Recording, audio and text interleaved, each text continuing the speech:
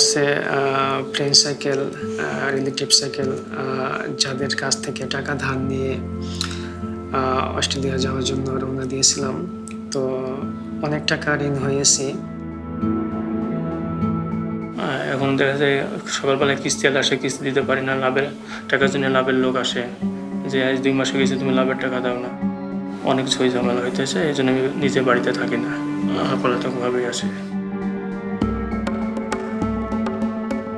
এখানে যেমন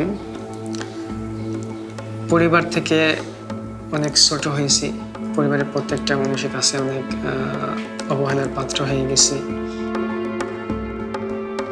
নামালের সাথে আর ফিরে যেতে হবে। হ্যাঁ, এটা মনে হয় যে আমার একুলো গেল ওকুলেও গেল, 2 দিক হারে আমি সর্বশান্ত হয়ে বসে আছি।